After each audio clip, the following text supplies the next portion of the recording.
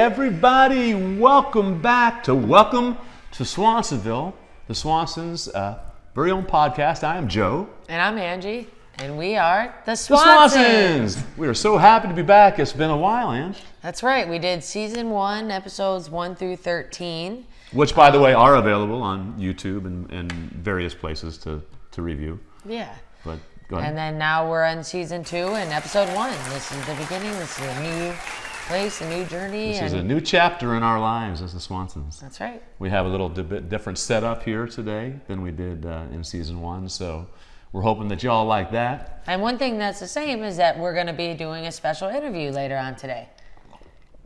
We have a great guest today. We're excited for you to So meet. excited for you to meet this guest.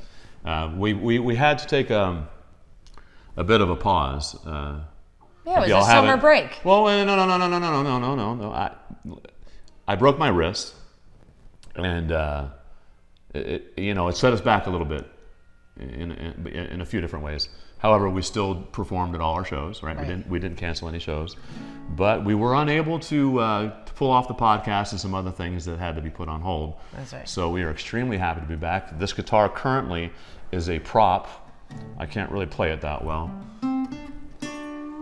Still recovering, but Working it out in physical therapy. We're working it out, and Angie has been just an angel helping me get through this. And if any of y'all have experienced this type of injury, breaking of the wrist, especially you musicians out there, well, it's our worst nightmare, but and rightfully so. However, during this process, I was able to introspectively learn a lot of very valuable lessons, which I didn't anticipate having the opportunity to learn, and one of those lessons was learned by having to submit myself to you, allow you to help me, not allow you to, you know what I mean, but all the help that you provided to me during that time was extraordinary and very loving and caring, and I'm a pretty self-sufficient kind of person, so it was hard for me to have to work through that, you know what I mean, but thank you for that. It's very important that we have people in our lives like Angie,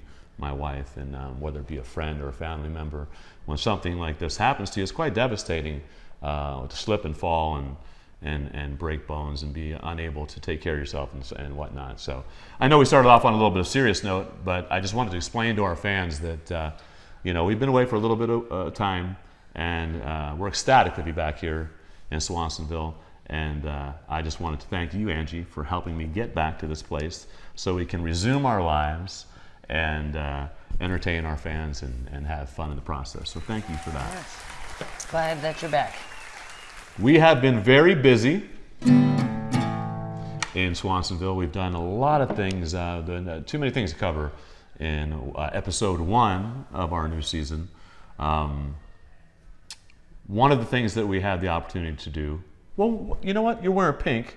What's that all about, Ange? Pink because it's October, and of course October is Breast Cancer Awareness Month. So we are fans of charity events, and we got called upon to do a gig that we've always done in the past. Yes. It's called Pink Ribbon Riot, which is representation of this breast cancer. They give a portion of the proceeds from the ticket sales to American Cancer Society or Breast Cancer Foundation. That's right. And John Avila, who we've been doing work for since we started as the Swansons, at Sound the Groove. Yeah, Sound the Groove. He has always made this a priority in his business to contribute to this particular and very worthy charity.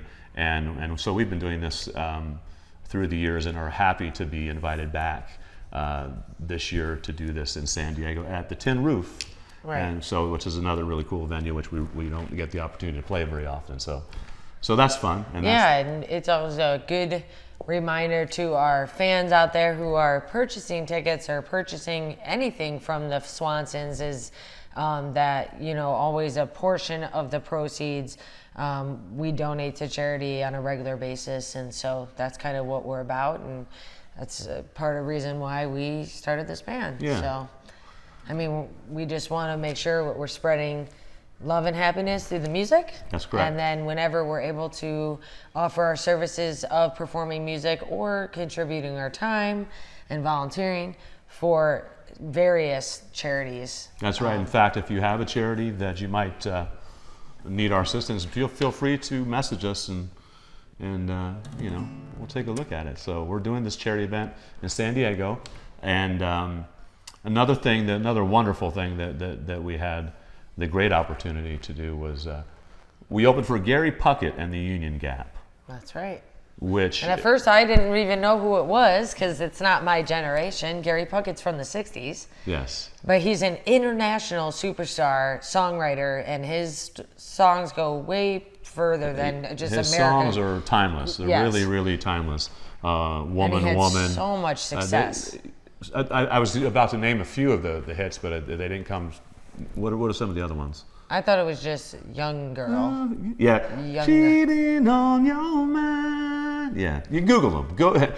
Excuse my rendition of Gary's song. Puckett, and then he's got the Union Gap, which is this amazing band, these great musicians. They're wonderful harmonies. They all had great attitudes. Costumes, jackets that the drummer's wife, I believe, made, which we got to meet them backstage, and we got to take a picture of them out of costume, and then once they got into their jackets, which I know, Gary, it didn't last very long. It was 1 or 2 songs, and it was hot up on that stage. So he had to take that jacket off. It was hot. And we were performing at the Canyons, which is one of our favorite places to perform. We've got some shows pending there later in the year, but they always have, they have great staff, and the venue's awesome. And Gary Puckett was amazing, and the conversations that we had with him backstage are just memories that will last forever, you know. So thank you to Gary Puckett and the Union Gap. We shared a lot of a great night with them.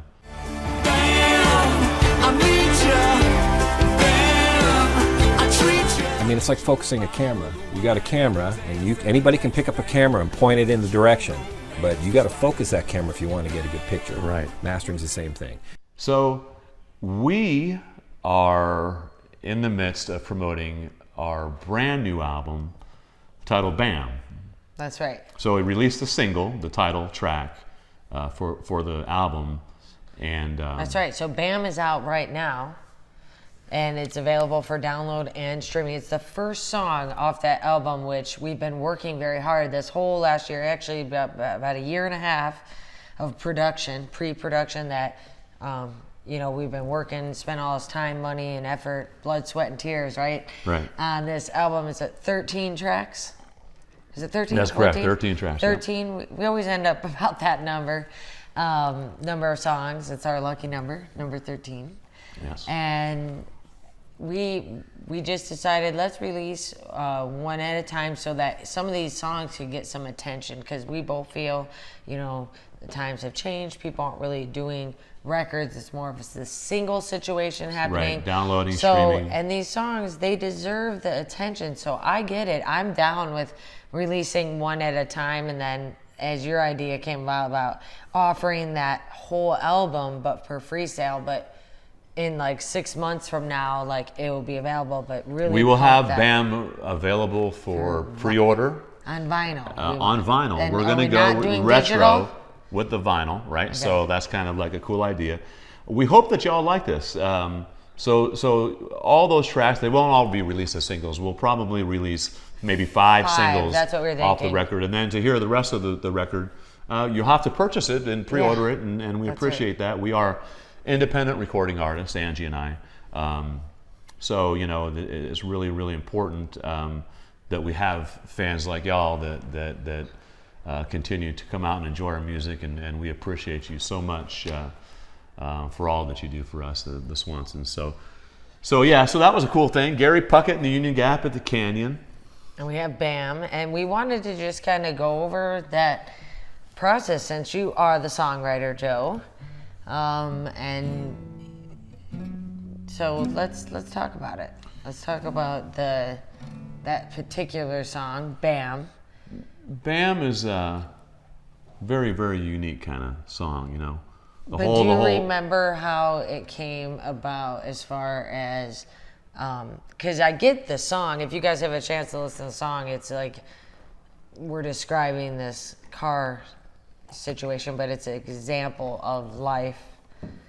It's sort of our autobiography, using the car as an analogy, when it's actually our lives that are moving that fast, and the way that we met and the things that we did and how fast this whole thing grew, you know. So I kind of use that, the car analogy, you know, we got the top rolled down and we're moving real fast, you know, and then what do you say? Getting high on life, a little low on gas. Right. So, yeah, and there's a lot of little plays on words, you know, throughout the song to, you know, to try to just keep it a little clever, you know, and entertaining. But the whole band part of it, you know, I mean, that's very, very relatable, not only to our relationship, but in everyday life. Things that happen in an instant, bam, you know what I mean? It's people can relate to that kind of a feeling when something happens, you know. For us, where the bam is more magical, you know. Right. And then, but that's what you say too, the ending of the chorus is, you know, that we don't even understand. And that's the truth about it is, you know, that, you know, bam, and then, you know, and then you just got to believe it at some point, but you just, you know, you don't know how you got where you, but you just don't know that really you're know, working you know, hard. we don't have a plan that's mapped out, so to speak. We don't micromanage our careers. We're very God reliant, should we say. We believe in our journey. We believe in ourselves, and we pray that we continue to find successes along the way, because of our faith in our belief in God and in what we're doing. You bring up God actually in the song Bam. We always seem to sneak him in there some way or another, but it says, actually it's my line, and I say, our trust in God will help us find our way.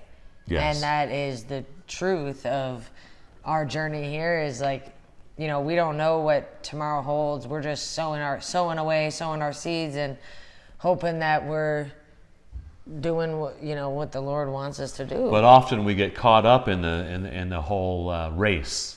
You know, we're all as a society, you know, we seem to be in a big hurry, right, to get things done now. We're you know, so rather than get caught up in that frenzy, trying to steer our way through this extraordinary maze, we prayerfully and thoughtfully work hard and see what unfolds in front of us, which has been a beautiful thing for the both of us, and has taken us to places that I had never thought that I'd ever see, you know. Yeah. So it's just been an amazing experience, and it's just like bam. It is like bam. That's why it's a perfect song. But so for this song in particular, because I've seen you write many different songs, and sometimes, you know, they can develop in different ways.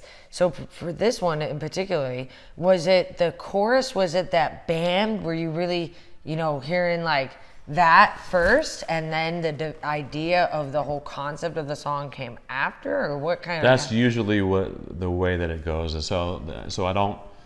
I'm not writing to a working title, as you know.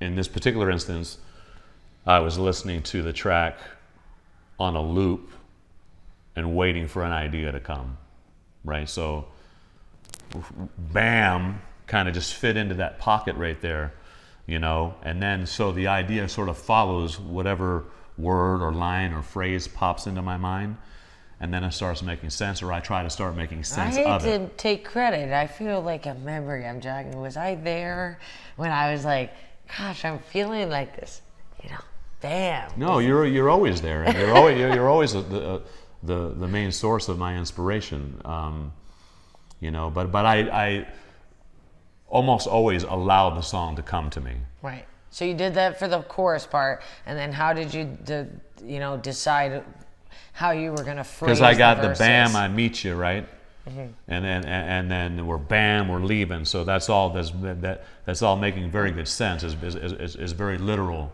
right. In the way that we met and how quickly we moved.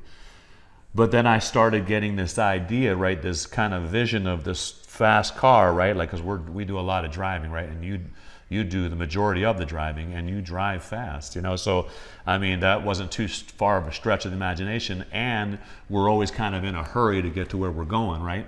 that just seems that way, right? Right. So those lines just sort of fell in naturally. But so, you know, doing 95 without a minute to spare, you know what I mean? We're always like, okay, our appointment's in 10 minutes, and well, we're 15 minutes away, you know. So that Which was. we'll get to another song later when we get to The Outsider. That tells another thing about time and how we never had time. But let's stick with BAM right now. Yeah. So the words as they're going along, and I think it becomes fairly obvious to the listener as the song is going, you know, towards the latter part, at least towards the solo.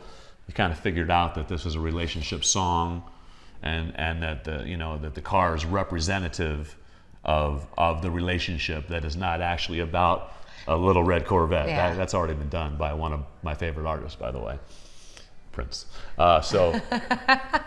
In case you were wondering, but yeah, so that was the thing. So BAM was the very first thing that came to me, and then I started feeding off of that and kind of seeing where that went. And then when I'm done with all that madness, I take it and I lay it out and I start to refine it, and I check out every little thing, how it's phrased, how it's kind of flowing.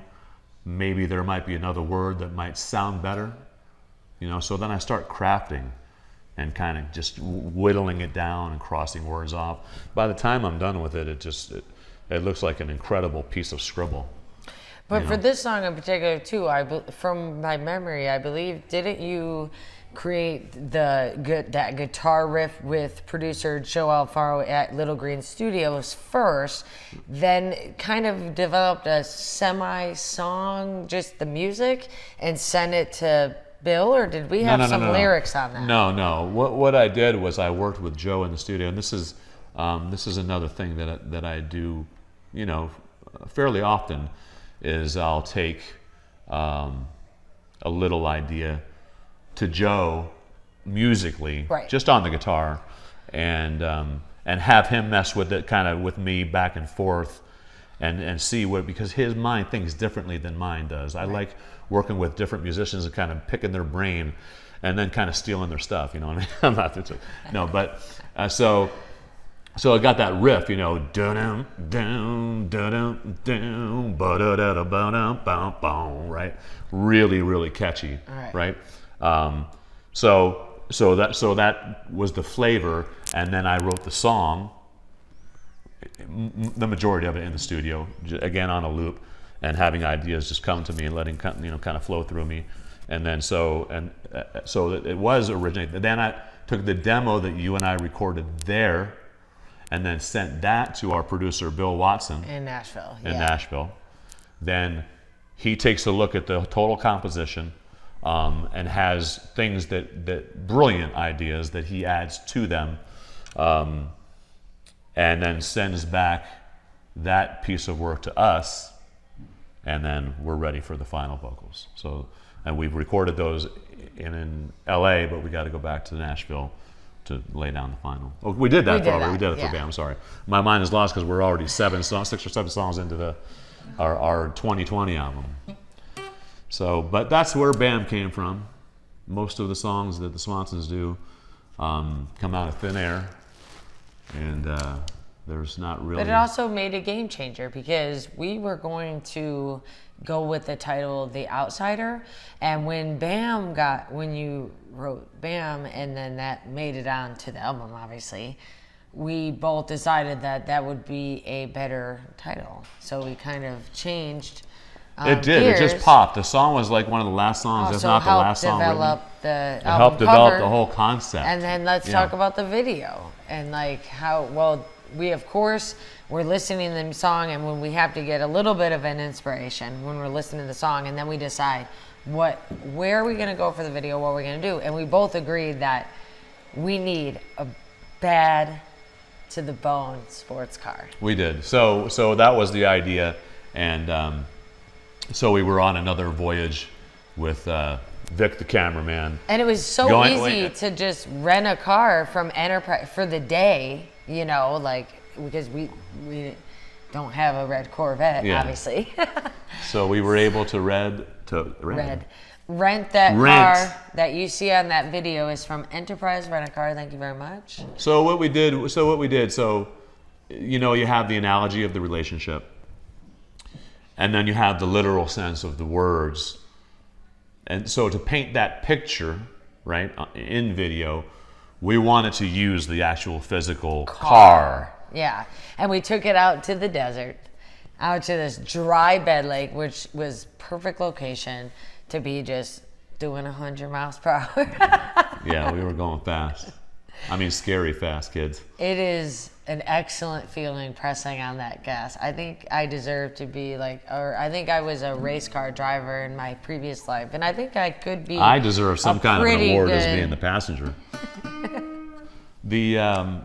And by the way, if y'all haven't ridden in a Corvette or driven one, wow! I mean, it just pins you to the back of the seat. She hits the acceleration and it's like, it goes. Your cheeks are like, you can feel the horsepower in the engine. Because I've drove some sports cars in my day, but I have never driven a Corvette. And wow, I think it's like incredible. So I had this one idea, right? Just a lot of the ideas that we have while shooting these videos are very spur of the moment. We don't often storyboard it out. We have a general idea, and we go on location with Vic, the cameras, and we go and we do things. So I had this idea that Vic was flying overhead, right? We were going to be passing him on a straight road where we could really open it up, right? So I had asked Angie, listen, why don't we do this? When you get right by the drone, punch it. So we're just like, you know, when the video is showing, we're just like Gonzville. And by God, she hit it. That drone was on top of us, and she hit. I swear, the front end lifted off the ground. It was like we were surfing. It was just an incredible feeling, man. The G-force. I know you're getting like, me excited just talking about it. She wants that car. That's the thing. She wants the car. Yeah. So, well, it's a great thing to test drive and all that, but it's not practical. Because the one thing about the Corvette is that your legs are straight out, you know, like, because that's how low and flat the car is. And there's no back seat. There's no trunk. It's a race car. It wouldn't work for me. I carry too much stuff with me. So BAM, we're very excited about BAM, y'all. Please go and check it out on iTunes, Spotify, Reverb Nation, Google Play, Amazon Music, anywhere. It's everywhere. YouTube, check out the video. Be prepared to hear some really good songs off this album, and pre-order the vinyl version and go retro with us. Soon. Get yourself a record player and check that out. We feel so honored and blessed to be able to do this, to perform our original music for fans like yourselves. This podcast gives us another vehicle to communicate and engage with our audience, and we just want to thank you, man, for tuning in, listening to us, and for buying our records and coming to our shows. And we look forward to seeing y'all all over the place very, very soon. Yeah, San Diego, West Hollywood. You check it at theswansonsmusic.com. You can view, you know, this podcast, all the past podcast episodes. You can view season 1, episodes 1 through 13. You can view videos, all kinds of fun information. It's just right on our website, theswansonsmusic.com. Theswansonsmusic.com. That's an important thing to remember, is theswansonsmusic.com. And listen, we love your feedback too. So let us know what you think, you guys, and we always appreciate it. We'll be doing some like questions and answers, and taking maybe for the next episode. In between that time, we'll hit you guys up on social media and see if you guys have anything input that you want to do on the show. We are open to suggestions, and we'd like to get back to you, and we can answer you on the podcast. We're planning to go live with at least one episode, and we'll pre-plan that and then get you guys involved and maybe we'll do it in Vegas. That would be very, very cool. So we will be in Vegas celebrating BAM, receiving a Producer's Choice Honors Award. Thank y'all again for that. And what we have coming up on our show, which we're very excited about, is we took a trip down to Hollywood, right, to one of the most infamous mastering studios in the world, if not the number one. That's right. So just about every hit album that has ever come out Los Angeles, Hollywood, the music industry in general, has gone through Bernie Grundman Studios, right? Bernie Grundman in Hollywood, that's right. We are just honored to be working with that studio and how legendary it is, and knowing that we were in there and we got to talk to the man who helped do our music and many more. And we were sitting on the couch that Prince sat at and listened to his album. Another Prince reference. 2-in-1 show. And all the other greats. I mean, I think they were remastering. James Taylor happened to be sitting right there next to us. So it was just a incredible opportunity. It was fascinating. It was just, I don't know, Angie. I mean, didn't it feel like, some places, like for instance, the Whiskey A Go Go, it has a feel to it. It's got this thing that something's, like all its past history is there. You can actually sense it and feel it. Bernie Grundman Studios, you walk into that place and it's like, wow, this is incredible. You don't even know why you're feeling that way, right? And then we're in there with our guest, right? Which, by the way, let's just tell you who he is. Our guest this week on episode 1 of Welcome to, should it be called Welcome Back to Swansonville? No. No. Welcome to Swansonville. Our guest is none other than Joe Bozzi. So Joe is our special guest at Bernie Grundman Studios, and we took our show on the road, which we've done before in Nashville, and we'll be doing that this season as well. And so if you have an interesting interview that you'd like to see, we'll pack up and head towards you. So that's right. So with no further ado, this here is our interview with Joe Bozzi from Bernie Grundman Studios.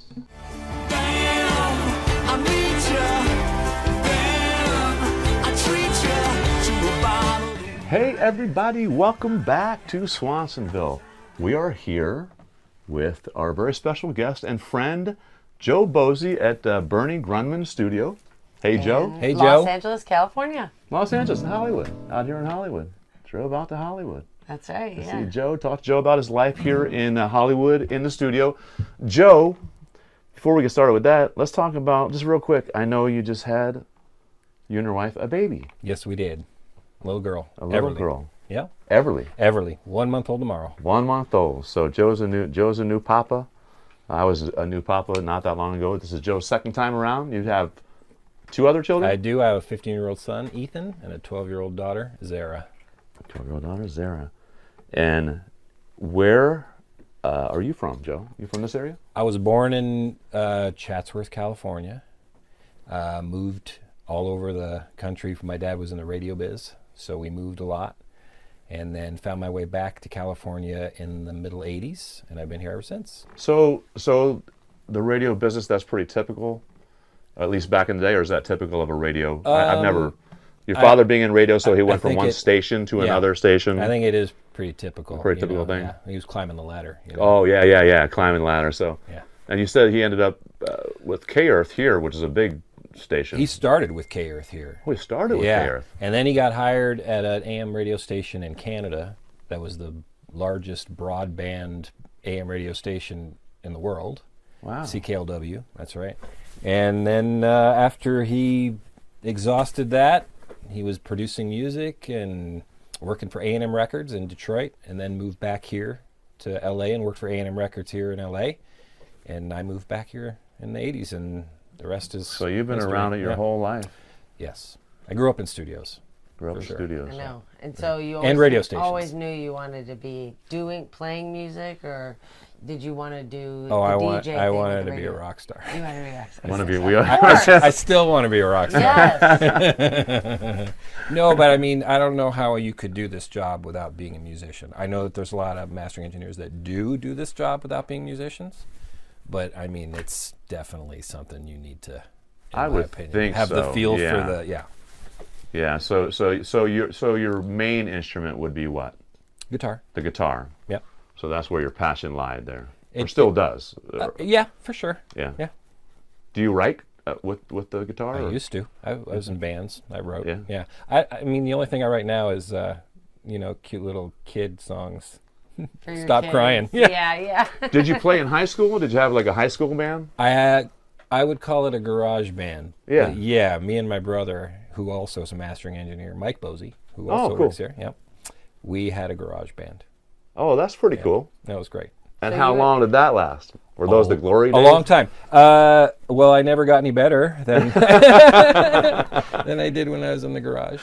It was the most fun, that's for sure. I mean, it was literally a garage band. I mean, we were in the garage. He Yeah. played drums, I played guitar, my friend Jeremy played bass. We got 3 microphones. We'd plug microphones into guitar amps. Like, Oh, I love remember it. those days? Yes, love and, it. And played everybody else's music until we'd catch a groove and be like, wow, what was that? Yeah, You what know do what I we mean? got here? Right. Yeah, Right. that's very cool. Yeah. I just stopped being in a band in like 2007. I was in a hard rock band in LA that played all over the place, but I just said, no, I'm going to have kids and stop doing this.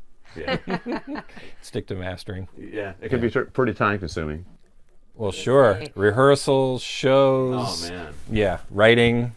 Yeah, Work. It's a full time commitment, even when you're doing it part time. How much? You probably don't sleep very much, do you? Well, we're very, very busy. Yeah, Very right. busy, you Yeah, know. that's I what I'm saying. Yeah, there's everything that you just mentioned, doing all those. People see it at a show and like, oh, look at that with it, but it's there's so much more before you get on that Of stage. course. I don't know. think people realize how hard it is to write a song and record a song. Just write and record a song Right. is a huge journey. Yes, it really, really is. Yep. How did you get into mastering, and when did you start? Well, I'm also very lucky that Bernie Grundman is my uncle. Oh, okay. And for a long time, he was saying, you got to come work with me, you got to come work with me. And I didn't want to. I wanted to be in the garage with my guitar in my hand. And then finally I was like, okay. And I'd come in on Saturdays, and he's family, so he taught me. And through osmosis and working on all the projects he's worked on, because if you look up Bernie and the stuff he's touched, I've worked on all those projects. Every Michael Jackson record, every Prince album, you name it, Crosby, Stills and Nash, Van Halen, like everything that he's mastered, I've had a part of. Wow. Right. So over the last 26 years of doing that, I kind of learned how he approached everything, and then threw my own flavor in that mix, and that's how my mastering is. What And that's how I got incredible into it. Opportunity to have had. Oh yeah. Man. I work here, my brother works here, and my cousin Paul works here, and we're all mastering engineers. So Bernie really did teach. He's a legend. He really did teach us all, or give us an opportunity to learn. Is better way to put it. And this is right here is the final stop. This is it. This is the last stop before Nothing, the records nothing go. happens after it leaves here, and if it does, it probably shouldn't. You know, with us working with Brent Mason and stuff like that, being on stage with him, it's a very surreal kind of a thing. You're in the moment and you're like, wow, this is Brent Mason. You ever get a little bit kind of overwhelmed by anybody that's been in here? Since I've been around musicians and stuff my whole life, it doesn't really happen very much. But Quincy Jones was one. Joni Mitchell. I was a little tongue-tied around Joni Mitchell because I love Joni Mitchell. Yeah. Prince was interesting because he's such a character. He's just the way you'd picture him to be, and everything about him commands everybody's attention in the whole studio. So that was a trip. That was surreal. Yeah. I hate to even ask you, like, what do you have? Sat a right where you're favorite- sitting. I was gonna say, I hate to even put you on the spot and say, do you have a favorite memorable moment or artist that you worked with, or something that you want to share, that's something funny that happened? Or I have a funny one. I have a lot. I mean, I could talk to you for 2 hours on moments. I'm very lucky. But a funny moment was Tom Waits had been in here during the day and mastered an album with Bernie. And then he left. He got on a plane and he flew to Chicago. And he called back at night while I was working on his album because I'd sent him a reference. Because when I would do Bernie's work, Bernie will master a record and he'll hand it to me, and then I'll put it all together. I'll run it, I'll fine-tune it, I'll send it off to the client. He called me in his Tom Waits voice on the phone. He said, yeah, that one song, it needs a little ear love, right? So, and I was like enjoying the phone call. He could have said anything, and I enjoyed the phone call. And in my mind, I'm picturing him at the end of a bar with a cigarette hanging out of his mouth and a whiskey in his hand. He might have been sitting on his hotel bed getting a Right. pedicure. I don't know, but Yeah, I was picturing that's your him. perception. Yeah. Cool as can be. And so, we changed it and sent it to him, and then he called me back, and he was just like, perfect. And that was a really neat little thing, just because his voice is so recognizable, that grainy voice, and the way he worded what he wanted. I thought that was a fun little. That's funny. Yeah. So that our listeners can kind of understand this, having already recorded the record and did the mastering in the studio, and then brought it to you, and then got that record back. Listening to it in the studio together for the first time, I was in tears. Oh, wow. I mean, it made that much, such a significant. I could feel, you know what I mean? You make me cry, Joe. I mean, it's like it came to awesome. life in a different way. That's great. So I can't wait to hear this band project that you just completed for us. Go ahead, Ange. I'm sorry to interrupt. That just struck me as when he was telling that story. No, you didn't About the interrupt. funny moments. It's true. It's true. It's like, I guess the only way to really learn mastering is to be taught, or could you go to school? And even sure. then, they just teach you kind of the basics. You still have to go and get the experience. Right. So you have to find somebody like a legend, like thankfully your uncle, but to kind of to bring you in. But Right. there's probably not that many mastering people out there, right? That get to have that type of experience. Mine's pretty unique, I'm sure. There's a lot of guys that hook up with mastering engineers, and they are their second engineers or their production engineers, and they work with them for many years. And I'm sure that they have stories just like mine, like guys that worked with other famous mastering engineers for over a long period of time, and that helped them build their career. I know that that's not unique, because I know a lot of guys that do the same job I Right. do. And I know guys that work for mixers that were their assistants, and under their tutelage became great mixers on their own right. As a matter of fact, I know way more mixers than mastering engineers, because there's fewer mastering engineers than mixers. But yeah, I mean, it's pretty special. Yeah. It's pretty special that I got to do this where I got to do this. So you had the ear, well, you had the natural ability and the attraction to music. I would like to think that the reason why I'm successful in what I'm doing is because You got the magic I've ear. got You the can, ear for you it. know. That's right. Because I'm a musician, that's why I said before we started talking Right. on camera, I really do think that helps out, because there's certain production things that I hear, and I'll bounce, if I have a good relationship with the mixer, I'll Right. bounce stuff back and say, boy, I sure wish that organ, that Hammond was coming in stronger, Yeah. because I'm trying to EQ it in stronger, and he'll go, oh, okay, yeah, let me try it. And then Yeah, send it yeah, out. yeah. You know what I mean? So Yeah. stuff like that, that's I get to be creative in my job. I Right. love when stuff like that happens in collaborations. Then I work with a lot of mixers that know me over a long period of time, so I'm not afraid to say something like that. Right. That part of it is pretty awesome. But as far as mastering and having the ear for mastering goes, I mean, it's like focusing a camera. You got a camera, and anybody can pick up a camera and point it in the direction, but you got to focus that camera if you want to get a good picture. Right. Mastering's the same thing. It's got to have balance. It's got to have, the composition's got to be there. There's got to be space between the notes. You don't just want to make everything sound loud or there's got to be spatial quality, and everything's got to be. You got to be able to hear everything from low to high. Yeah. Yeah. That's an amazing process. An amazing. All I know is the end result. I haven't seen the process, but the end result. So many people have said to me, "I don't know what mastering is, but I'm sure glad we did that." Yeah. Yes. Yeah, I get Yeah. that all the time. It's true. Yeah. It's just the last chance to fine tune EQ, add all the gain that it needs. It's all about gain. So this studio has just a gigantic reputation, and has had every artist who's ever been anybody in this industry. Their records have come through here. Yes. It's harder for me to say who I haven't worked with, or maybe not even personally worked with, but haven't had come through here, than who has. Like I can only think of maybe 2 or 3 artists I've never seen come through here. Yeah. Good ones that I really wish would come through here, like Right. Paul McCartney or something They're like like, that. where are they going? Yeah, they're like, if they're not going here. Right. Well, there's some excellent mastering engineers on the East Coast, and they get a lot of work that's generated on the East Coast. But to have that reputation for all these years says a lot for you guys and the work that you continue to do. No doubt. And I read some stuff a while back. I can't remember the artist, but I believe you were working on you were remastering something that was older. Is that something that you do All the time. Love it. That's one of my favorite parts of this So job.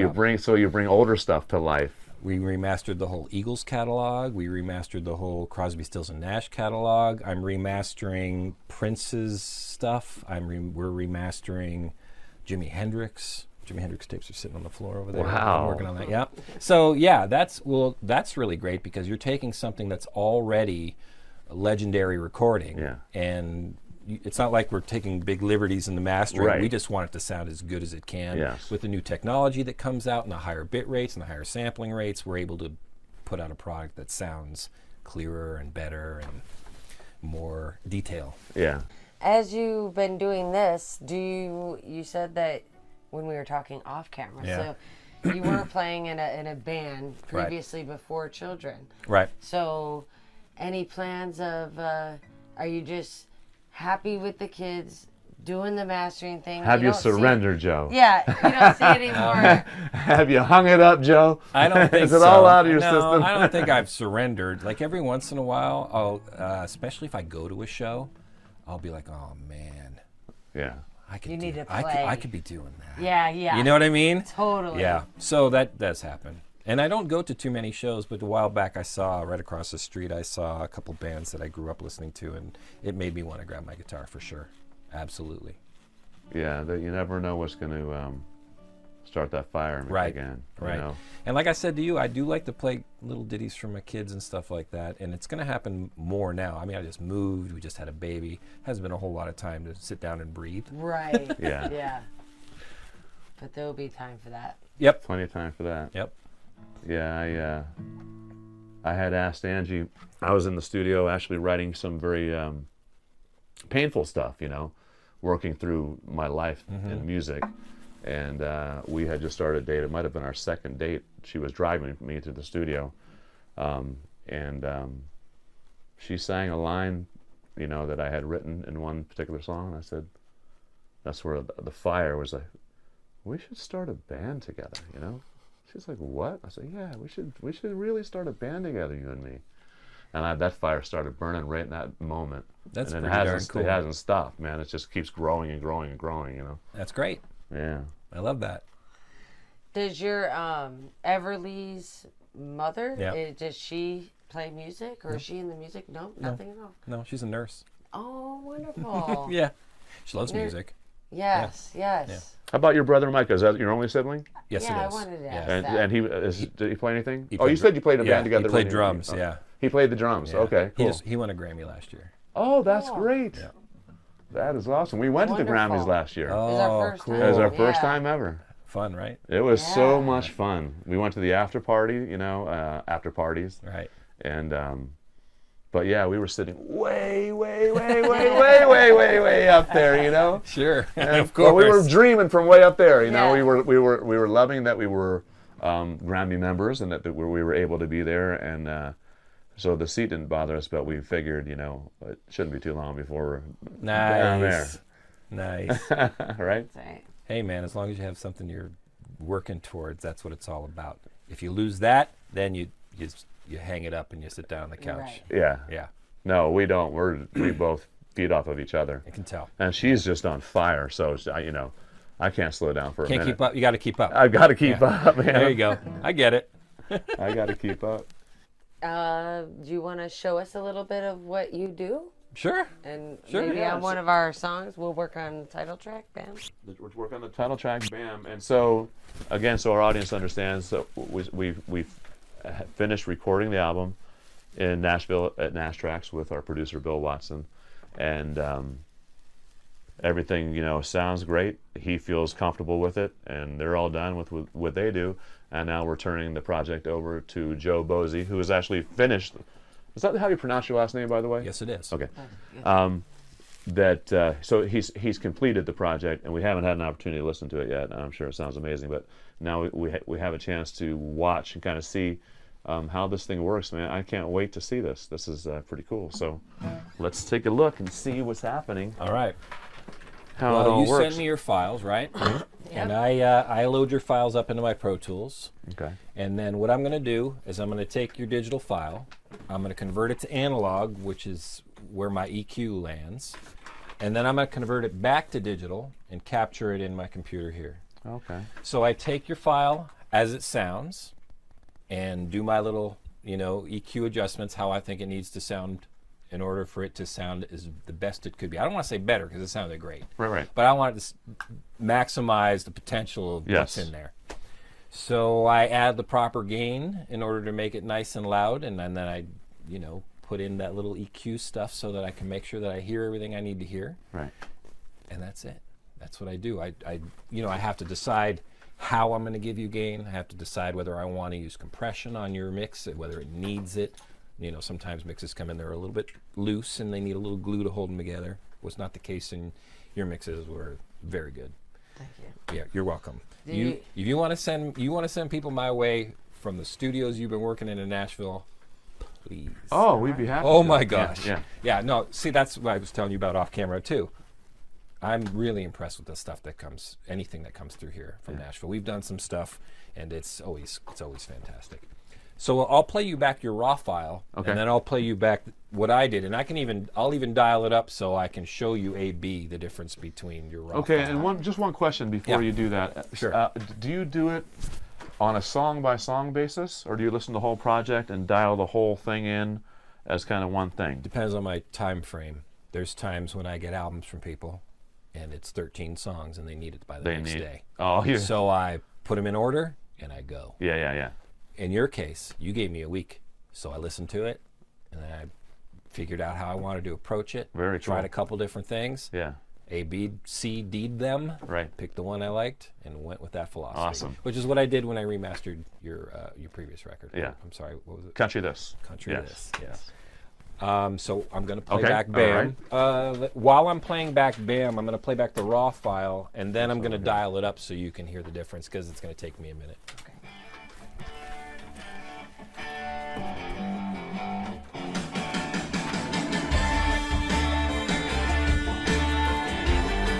This is no EQ. This is all your mixer.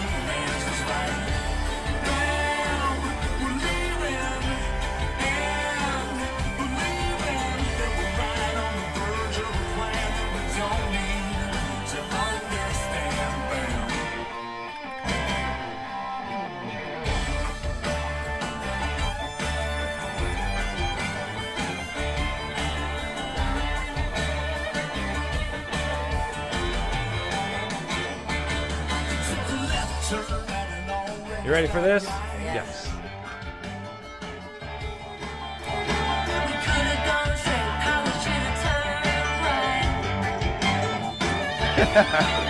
I focused the camera. That's the difference. That's Yeah, man. Yeah. Yeah, man.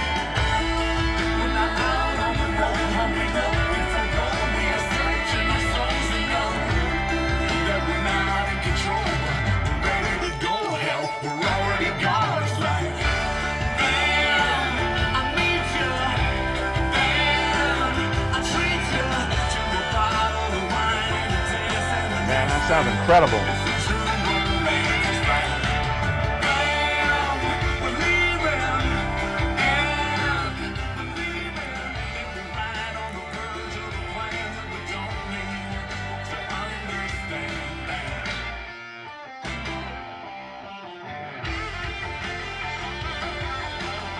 That sounds amazing. Wow.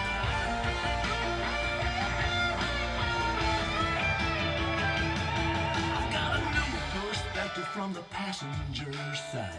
Oh my. I love that you keep letting me drive.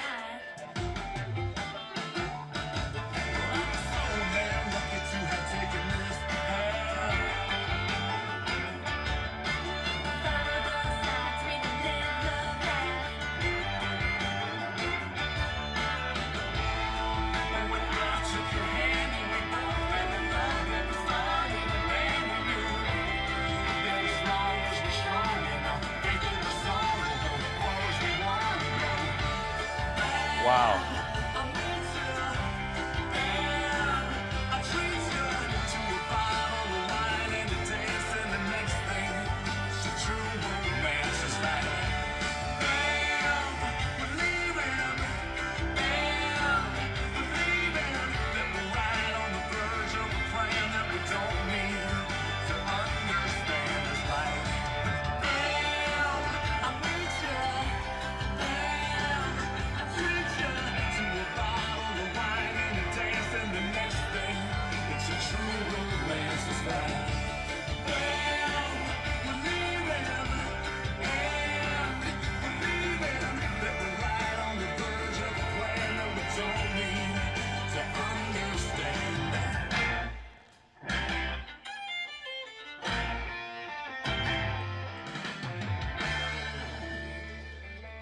Man.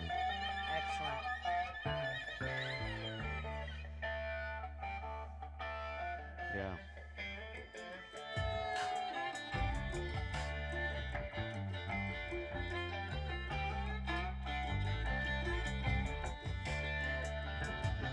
Yeah.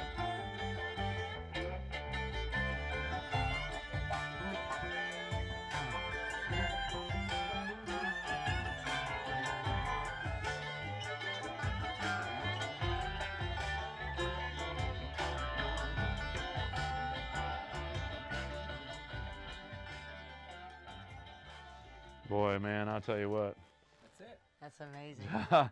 You know, that's probably for me the best way to describe this process is you literally bring it to life. There's something about it that just, Bam. yeah, bam, like just like that. Well, sure. You know, It's it gives it this lift and this. The life was in there. The life was in your mix. And But like it I said, becomes I so brought out distinct. everything that was in there. I made it as loud as it needed to be. I gave it a little oomph in the bottom there, you know, and just wanted it. I have my, I don't want to say formula because that's not really what it is, but I have my intention for each one of these songs. I want to make sure I hear both your voice. Yeah. I want to make sure that the kick drum I can hear and the guitars are clear and everything's not muddled because you know things take up the same frequency. Lots of instruments are in the same area. Right. I want to hear everything. Yeah, totally and that's the did. thing, and you That's can, and it's like amazing. gives you chills. That's why I It's did like- 4 versions of it to see how I wanted to approach it so that I could figure out exactly how to get the best out of it. And I think I did. I think you did, man. I think it's Sounds great. Yeah, high five, Joe. Man, that's awesome. Awesome. So, before we wrap things up, you know, is there a way, or are you looking for any clientele, or is it more of a private thing?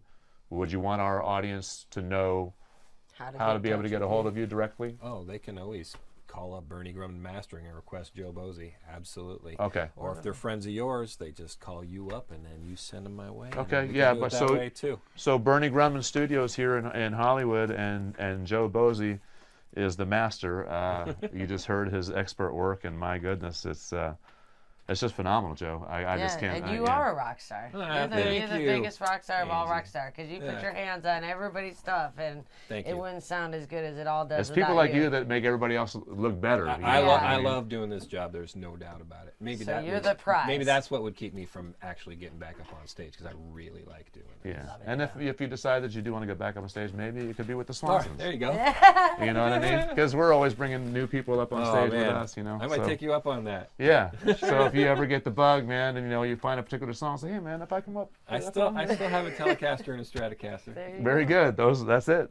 That's All it. you need. Well, it. folks, this is our friend and the expert mastering engineer here at Bernie Grundman Studios, Joe Bozzi. Thank you, Joe. Thanks, Appreciate Joe. it, man. God Thank bless you you, so brother. much. Thanks, Angie. It's great learning more about you, Oh, and my pleasure. blessings for you. Thank you so much. Peace, you y'all. too.